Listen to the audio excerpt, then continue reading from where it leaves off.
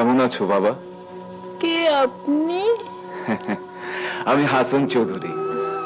কে তুমি? কোথায় যাবে? কি নাম তোমার? নাম? কি নাম আমার? কোথায় যাব আমি? ডাক্তার, হ্যাঁ, যা আশঙ্কা করেছিলাম তাই মিস্টার চৌধুরী। ওর ব্রেন এক্সরে রিপোর্টে ব্রেন টিস্যুতে আঘাত দেখতে পেয়েছিলাম, তাতেই ওর স্মৃতি লোপ পেয়ে গেছে।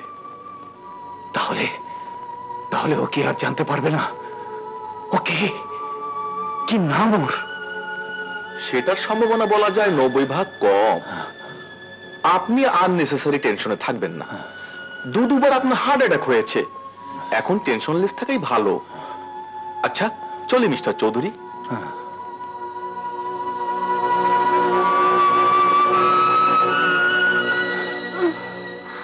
কে আমি? কি নাম আমার?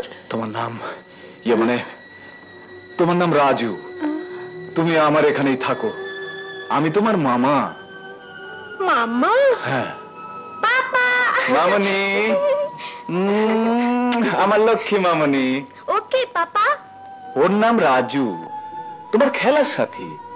আজ থেকে ও এখানেই থাকবে।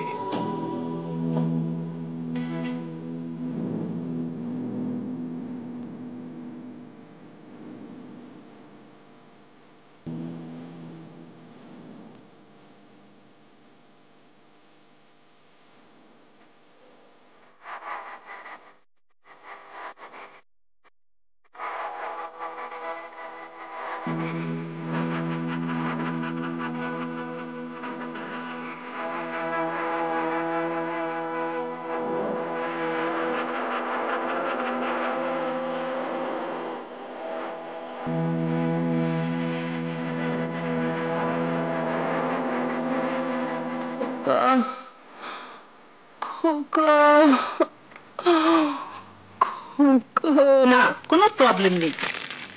ছেলের শোকে এর মূল কারণ। ছেলেকে খোঁজার চেষ্টা করুন আশরাফ সাহেব। সব রকম চেষ্টাই করেছি, প্রত্যেক থানায় থানায় খবরও দিয়েছি, কিন্তু কোনো খোঁজ পাচ্ছি না। কোথায় যে গেল ছেলেটা?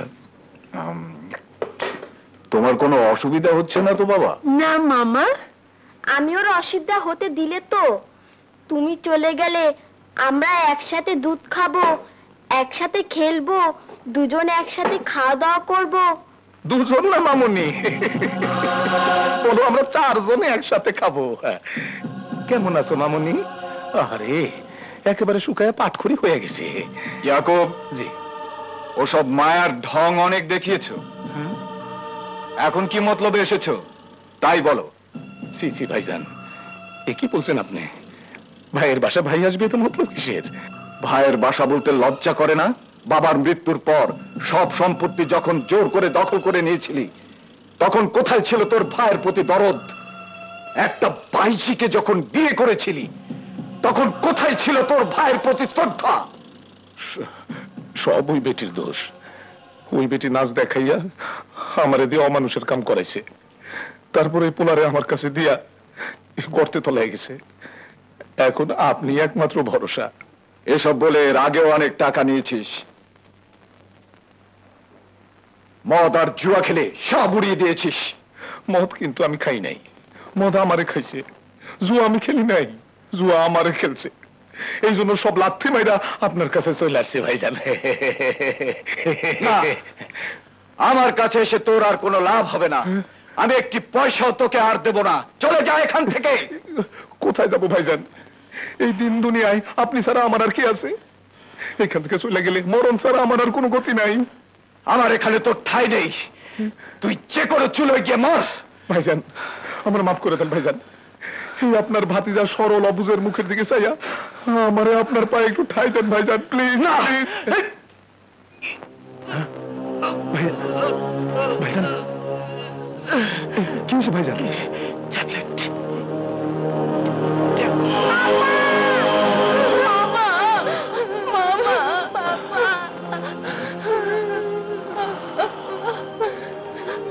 ভাইজান, আপনার শরীরের তো যখন তখন অবস্থা। আমারে মাইরা ফেললেও আমি এখান থেকে যাব না। এইখানে থাইকা বাকি জীবন আপনার সেবা করে পুণ্য কামায় তারপরে যাব, যদি আপনি অনুমতি দেন। বাবা চাচু থাকুক না, বাবা চাচাকে থাকতে দিন। ঠিক আছে, রুবি আর রাজু যখন বলছে তখন আমি তোকে থাকতে দিচ্ছি। This is the last chance. এসো মা, তোমার স্কুলের সময় হয়ে গেছে। এসো রাজু, আজ আমি তোমাকে স্কুলে ভর্তি করিয়ে দেব।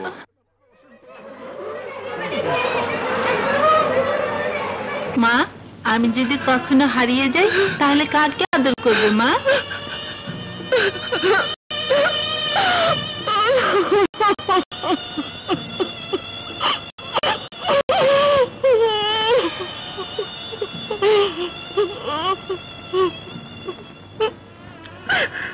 মনটা শক্ত করো রত্না, ও যে আমারও একমাত্র সন্তান। কত সাধনার পর তোমার কোল আলো করে এসেছিল খোকা। জন্মের সময়কে বাঁচাতে গিয়ে তোমাকে অপারেশন পর্যন্ত করতে হয়েছিল। তুমি আর কোনোদিন মা হতে পারবে না। বুকে পাথর বাঁধো রত্না। দেখো, আমাদের সন্তান আমরা একদিন একদিন ফিরে পাবই। হ্যাঁ,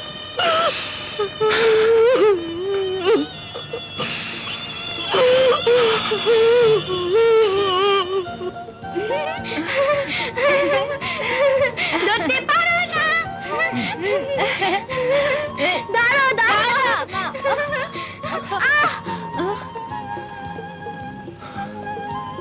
রাজু, আজ যেমন তুমি ওর খেলার সাথে, তেমনি সারা জীবন তুমি ওর খেলার সাথে থাকবে তো? থাকবো মামা, চিরদিন থাকবো।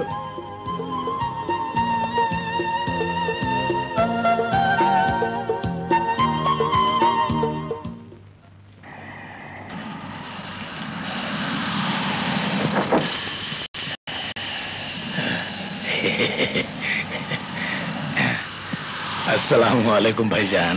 তুই আবারও মদ ধরেছিস? ভাইজান, বুকের ভিতরে যন্ত্রণাটা কুটুকুর করে, তাই নিভাইতে ধরছি। শয়তান, বেরিয়ে যা, বেরিয়ে যা আমার বাড়ি থেকে।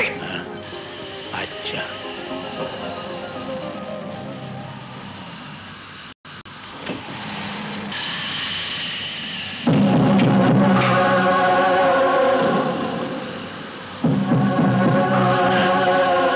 বাইরনের লেগে তো আমি ভিতরে ঢুকি নাই ভাইজান। ঢুকছি তোমার এই বাড়ি, এই দুনিয়া থেকে চিরতরে বাইর করতে। কি কি বললি শয়তান, বদমাইশ? তোকে আজ আমি গুলি করে মারবো, তোকে আজ আমি গুলি।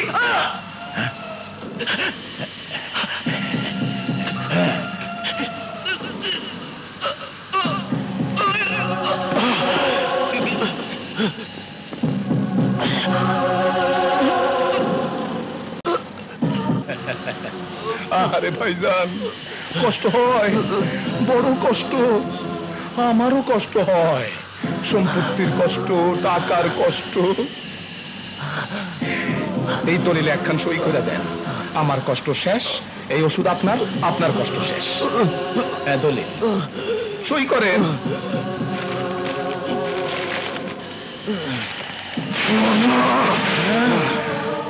দলিলটা চিরা ফেলাইলেন, তাহলে মরেন।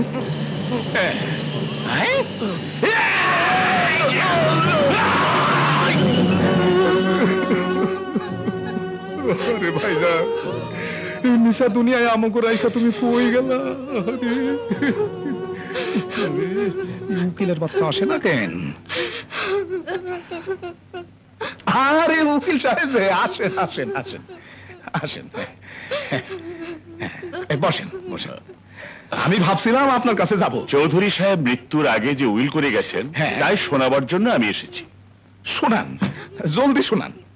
চৌধুরী সাহেবের উইল অনুযায়ী হ্যাঁ। তার সমস্ত স্থাবর অস্থাবর যাবতীয় সম্পত্তির হ্যাঁ। একমাত্র ওয়ারিশ তার মেয়ে রুবি। কম কি? একটু ভালো করে পড়েন তো। ভালো করেই পড়ছি, তবে 18 বছর পর বিয়ে করে রুবি সবকিছু পাবে। তার আগে একটি ট্রাস্টি বোর্ড সমস্ত সম্পত্তি দেখাশোনা করবে। হ্যাঁ আর যদি তার আগে রুবির মৃত্যু হয় হ্যাঁ তবে সবকিছু ট্রাস্টি বোর্ডের হয়ে যাবে। হ্যাঁ? না না, রুবি মা মরবো কেন? মরবে না। ট্রাস্টি বোর্ডের কপালে জুতা মাইরা সব সম্পত্তির মালিক হইব আমার মামনি।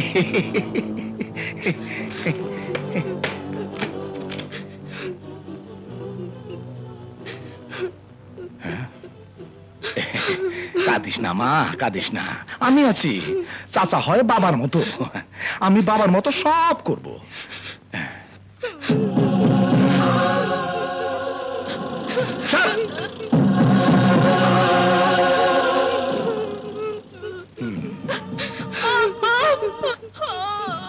চাকর হইয়া মালিকের ঘরে ঢোকার সাহস তোরে কে দিছে? কে দিছে?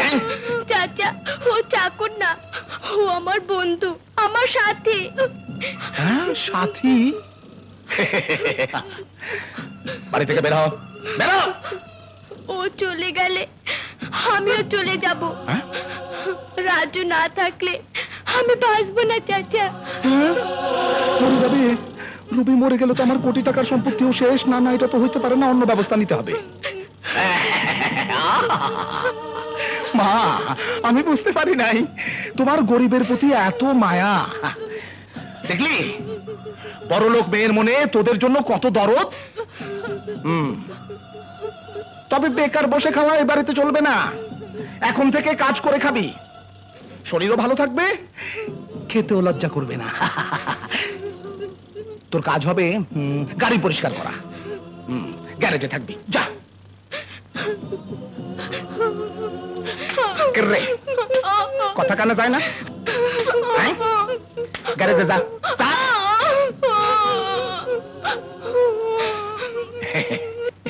মামনি, তুমি বড় হলে বুঝবা চাচা তোমার বাবার কাম করতেছে। এখন যাও, ডনের সঙ্গে খেলো গিয়া। চলো, আমি আর তুমি খেলা করি। না, আমি তোমার সাথে খেলবো না। হ্যাঁ?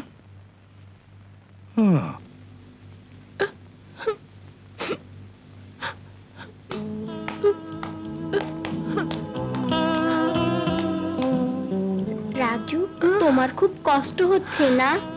না রুবি, তোমার মুখের দিকে চেয়ে আমি সব কষ্ট সয়ে নেব। আমাকে নিয়ে তুমি ভেবো না, দেখো আমার কোনো কষ্ট হবে না।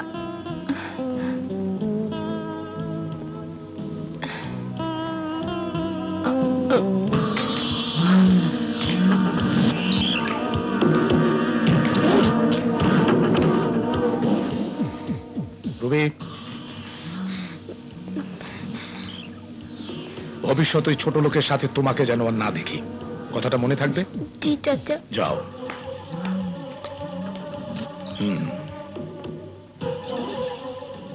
ওঠ।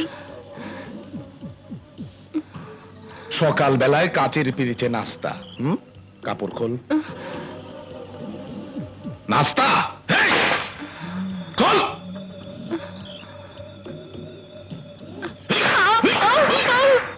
যাও, যা। গাড়ি মোছ।